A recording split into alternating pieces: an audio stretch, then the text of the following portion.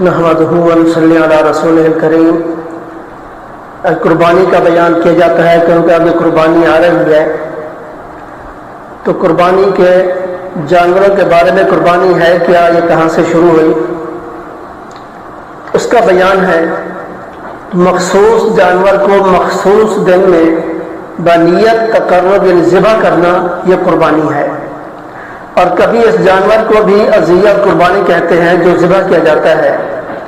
تو قربانی حضرت ابراہیم علیہ السلام کی سنت ہے جو اس امت کے لیے باقی رکھی گئی، اور نبی کریم صلی اللہ علیہ وسلم کو قربانی کرنے کا حکم دیا گیا۔ ارشاد فرمایا فصلی لربک وانحر ان شانئک ھو الابتر، تو تم اپنے رب کے لیے نماز پڑھو اور قربانی کرو۔ تو اس کے متعلق پہلے چند احادیث ذکر کی جاتی ہیں، پھر فقہی مسائل بیان کیے جائیں گے۔ ابو داؤد، ترمذی، ابن ماجہ، اس کے اندر ام المومنین سیدہ عائشہ صدیقہ رضی اللہ تعالی عنہا سے راوی ہے، فرماتے ہیں کہ حضور علیہ السلام نے ارشاد فرمایا کہ یوم النحر یعنی 10ویں ذی الحجہ میں ابن آدم کا کوئی عمل خدا کے نزدیک خون بہانے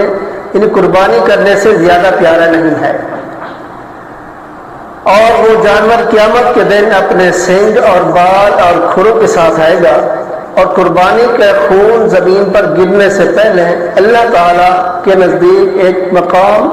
قبول میں پہنچ جاتا ہے، لہذا اس کو خوش دلی سے کیا کرو۔ طبرانی میں حضرت امام حسن بن علی رضی اللہ عنہ سے روایت ہے کہ حضور علیہ السلام نے ارشاد فرمایا جس نے خوش دلی سے طالب ثواب ہو کر قربانی کی وہ آتش جہنم سے حجاب